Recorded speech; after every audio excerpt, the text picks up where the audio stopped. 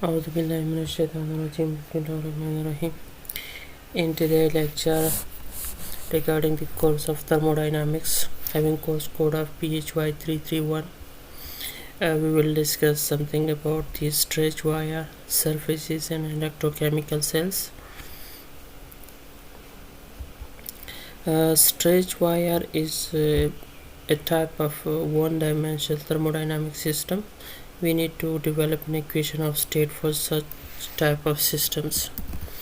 The second thing is the surfaces. Surfaces are considered normally to be a two-dimensional thermodynamic system. We will describe such surfaces, some particular surfaces, and develop an equation of state for it. And the third part of this lecture is the electrochemical cells. Electrochemical cells are normally cells that convert the electrostatic force into through electromotive force and create currents. So we need to discuss these electrochemical cells and develop an equation of state for it. The first part of this lecture is the stretch wire. As we discussed, it is a type of one-dimensional system. If we consider the length of this system is very long compared with its area, and in the case of stretch wire, we consider the pressure to remain constant and the volume changes are negligibly small. So two of the parameter or two of the coordinate, thermodynamic coordinate, are kept constant. One is the pressure, another is the volume. So three other coordinate systems are used. Thermodynamic coordinate system are used to describe this one-dimensional system. The first one is the tension in the wire, Ta, and it is measured in the unit Newton. The second thing is the length of the wire, it is measured in unit meter. And the third part, the third thermodynamic coordinate is the absolute temperature, that is measured in Kelvin. So how we can develop the equation of state for the stretch wire? It's very simple, it's not very complicated. The first thing is that when we develop the equation of state for any thermodynamic system, the system should be in thermodynamic equilibrium. As we discussed in earlier classes, the thermodynamic equilibrium is actually the combination of mechanical, chemical and thermal equilibrium. So at constant temperature, this thermodynamic equilibrium will be achieved, and within the elastic limits, the equation of state for a stretch wire could be written as a T is equal to minus K L minus L naught. Here L naught is the length at zero tension and K is the Hooke's constant. So this is a type of Hooke's type of equation for this stretch wire. So if you want to describe the changes that are created in the length of the wire, we need to develop the differential equation for it. And the differential equation is like that the changes in the length that could be measured from the infinitesimal change at the equilibrium state, that can create infinitesimal change in length, and it could be easily described from the differential equation. Here we see this equation, the dl is equal to change in length with respect to temperature when tension is remain constant, and in the second part, change in tension with respect to change in temperature with respect to tension when the temperature is constant, change in tension. So both part of this equation has interesting physical meaning, and we can explain the physical meaning of both parts. The first part is that is related to the average linear coefficient of expansion. Actually the linear coefficient of expansion is the ratio of change of length per unit length and the change of temperature. In this we consider that the tension in the wire is kept constant. So when we consider that the change in temperature is infinitesimally small, then there will be infinitesimally small changes in the length of the wire. and this could be expressed in terms of equation that is mentioned as alpha is equal to 1 over L, change in length with respect to temperature when the tension is kept constant, and this is called as a expensivity, and this is the expensivity of any particular wire or any particular material that could be expressed in the unit of Kelvin inverse.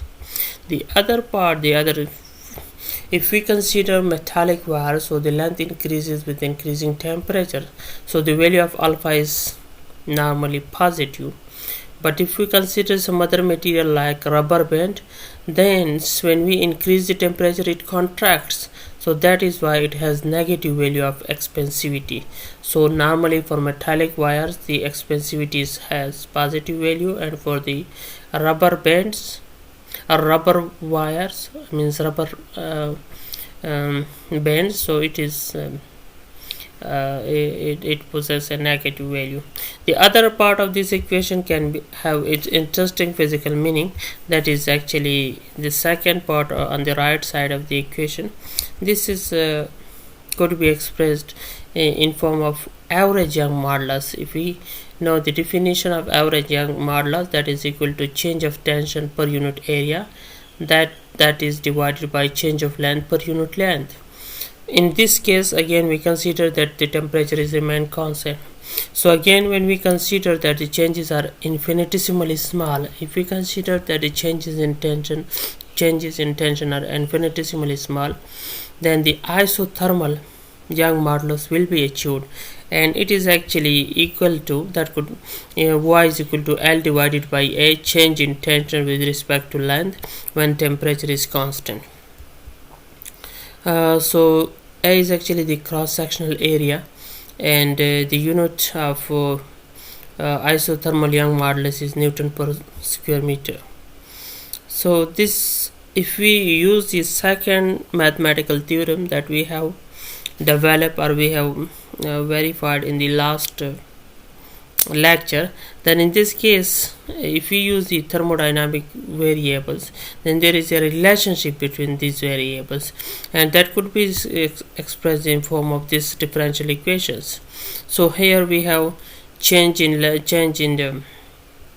tension with respect to temperature when length is constant, that is equal to minus of change in tension with respect to length when temperature is constant, and change in length with respect to temperature when tension is constant.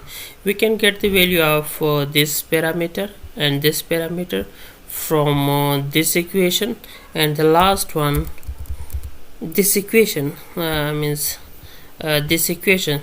So putting both the values of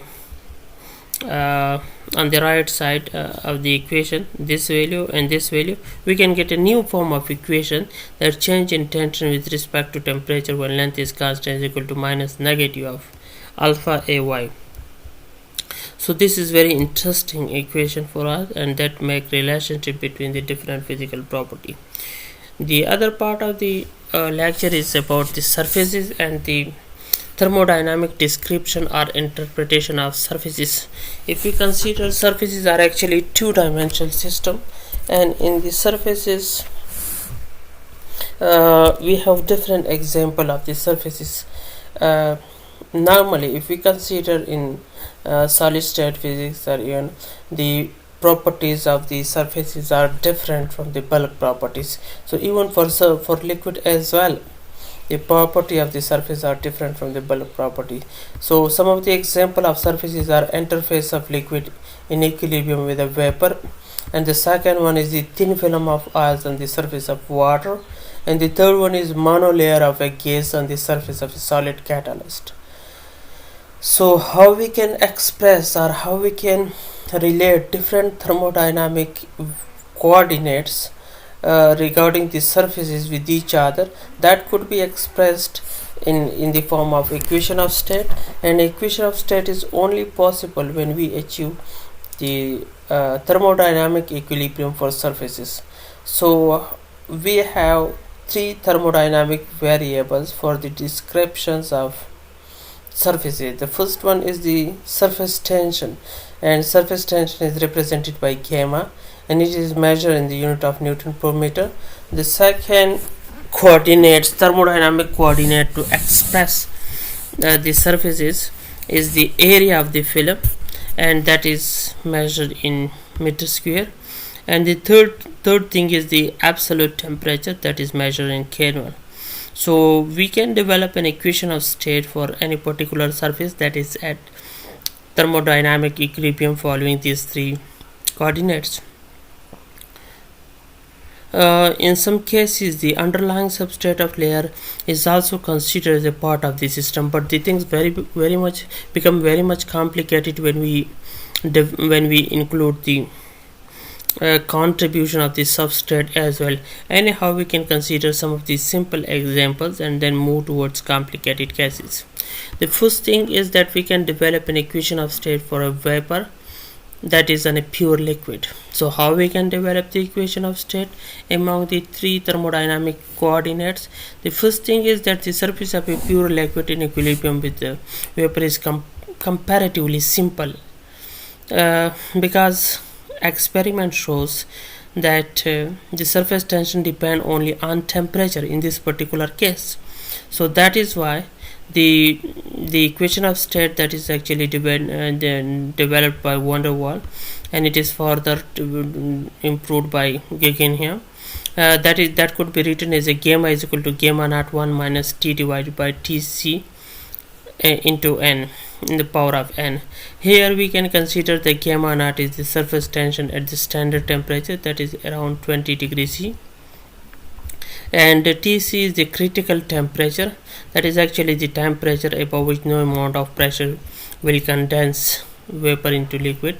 And the third thing is the value of n, that is actually a constant, and the value of that particular constant lies between 1 and 2. So we normally know that the surface tension decreases as temperature increases, and it becomes 0 at T is equal to Tc, and this equation is satisfied. So it will become gamma is equal to gamma naught in this case. So we consider another particular system that is actually a surface, but that is actually a surface of thin insoluble film on the surface of water. So how we can develop the equation of state for this particular system when it is in thermodynamic equilibrium? So we have some different variables for it. In the first one is the gamma W, that is actually the surface tension of the clean water. In this case, we also need to include the properties of the substrate as well. If you remember, in the first case we ignored the property of the substrate because that was a particular simple.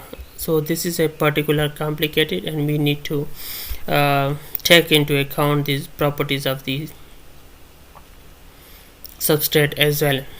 So here gamma W is the surface tension of a clean water surface. Gamma is the surface tension of oil covered by the surface, and the A is a constant.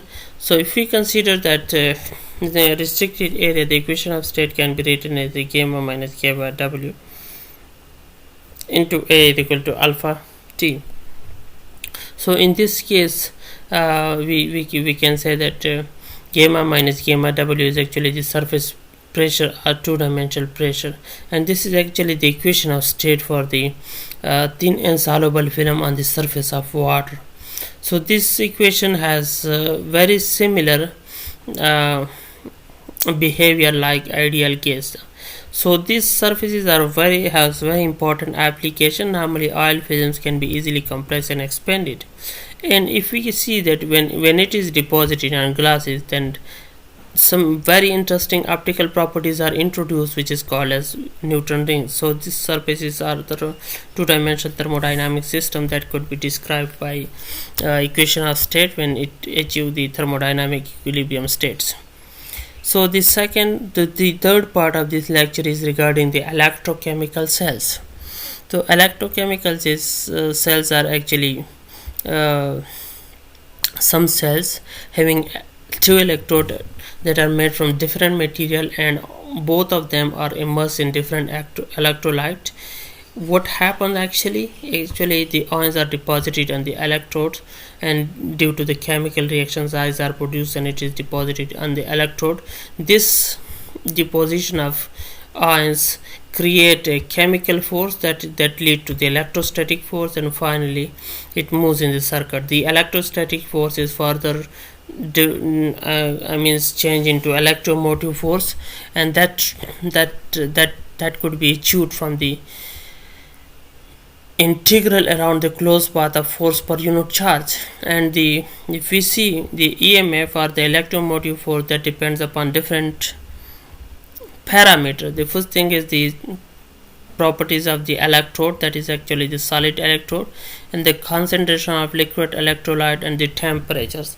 So this is something on which the EMF of any battery depends. So how we can develop the equation of state for electrochemical cells?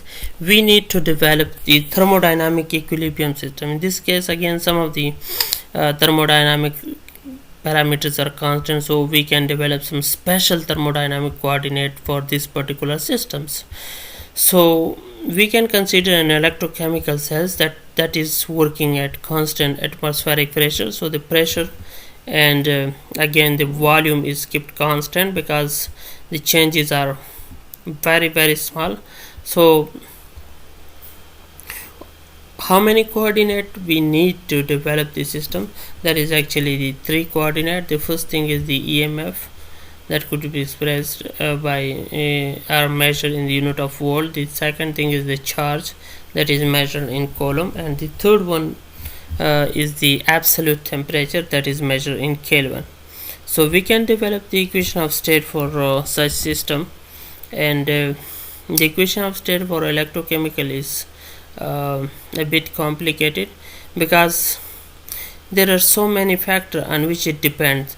The first thing is that if we consider that it is an open circuit, then the process of diffusion will take place, and the cell will not be in equilibrium configuration.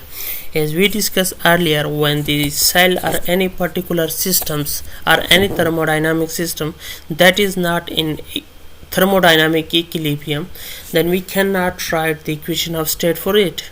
And what is thermodynamic equilibrium? Actually, it is the combination of thermal equilibrium, mechanical equilibrium, and chemical equilibrium. So it means that if a system is in simultaneously in chemical equilibrium, mechanical equilibrium, and thermal equilibrium, so we can say that this will be in thermodynamic equilibrium. So if we consider an electrochemical cell, so if we consider if we connect these electrochemical cells with an open circuit, so diffusion might be occurs. So when diffusion occurs, so there will be no mechanical equilibrium, and due to this mechanical equilibrium there will be no thermodynamic equilibrium, so the system will not be in equilibrium state. So we cannot write the equation of state for it. So how we can deal with this problem? We need to connect this cell with a high impedance voltmeter, and as a result of this high impedance voltmeter, there will be no current in the circuit. When there is no current in the circuit, the EMF will be balanced, so there will be mechanical and chemical equilibrium. So it means there will be no diffusion taking place.